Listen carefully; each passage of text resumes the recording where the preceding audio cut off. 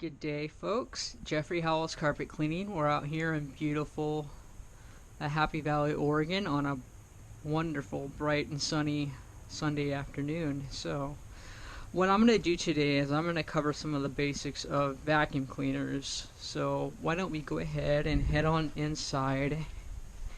And as a demo, I'm just using my Kirby vacuum. Any vacuum in particular works just fine, but for our demonstration purposes we'll be using this.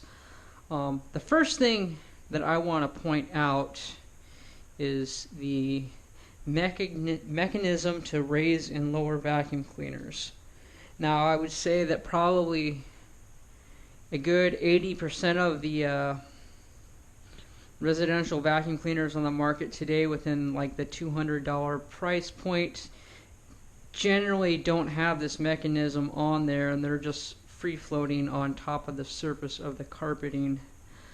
There are three key factors when performing vacuum clean. The vacuum cleaner needs to be able to perform efficiently, and those three key factors is the agitation, the airflow, and the suction of the vacuum cleaner. Again, a very important key component to the airflow that the vacuum cleaner is able to have is this mechanism to raise and lower the carpeting, and I will explain how those three components work together. To begin with, I'm going to show you how to calibrate the vacuum cleaner so that it gets the most effective use, vacuuming particles up and out of the carpet fibers themselves. So if we take a look at it here, let me pick this up. We want to start by raising the vacuum cleaner up to its highest point. Other vacuum cleaners may have something similar. I've seen little dials off to the side that you twist and turn a dial that raises and lowers the carpeting, but in either case the concept is going to be the same.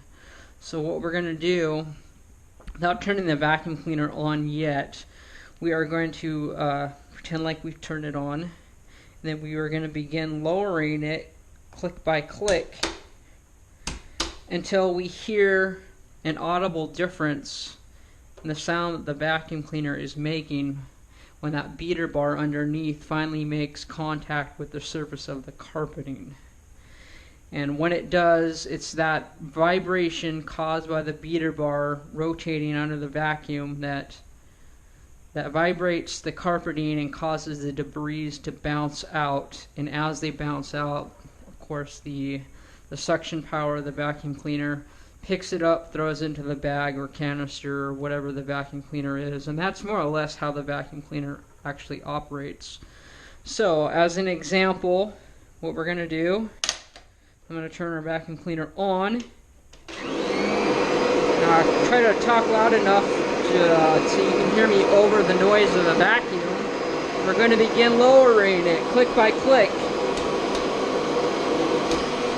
And right there, you can hear that noticeable difference in the sound the vacuum cleaner's made. So we've made contact with the carpeting. Now to find that sweet spot where the vacuum cleaner is the most optimal, you go down one more click further. And right there, the vacuum cleaner is calibrated to the optimal position for the carpeting in this house.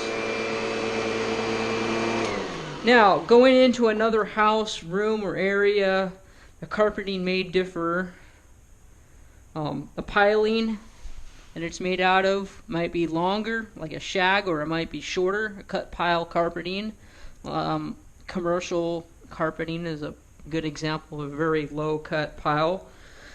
So what we would do is we would follow the same principle, on the same steps. We would go to the other carpeting. We would simply raise this vacuum cleaner to its highest point, turn it on, and begin lowering it click by click until we hear that the contact being made with on the carpeting, and then we go one more And there it is, the vacuum cleaner set and ready to go.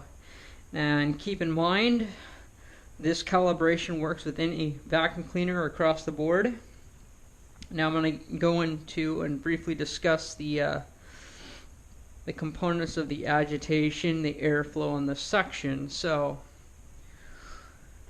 obviously this beater bar that we have down under here is what is going to be causing the agitation or vibrating the carpeting down here. So as it spins and it's hitting this, it's causing vibration, it's disturbing the carpeting, and it's causing particles to bounce around that may be deep down inside of there.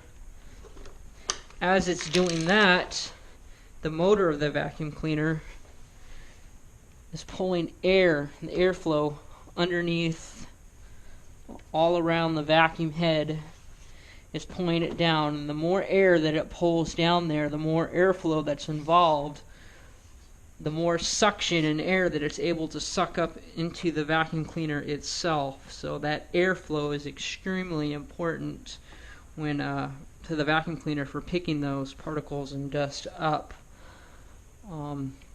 Your typical carpet or typical vacuum cleaners, found at Walmart or wherever, they're free floating on the carpet and they don't allow you to adjust.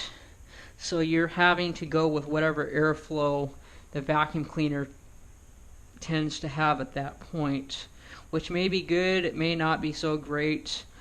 A lot of times they're excellent for sucking Cheerios up off the carpeting, but as far as sand and gravel and whatever else might be hidden in the carpeting, it just doesn't have the capability to adequately dislodge those kinds of debris. So I hope that this short video tutorial or explanation will help inform the consumer to be able to make a wiser decision when considering a vacuum cleaner.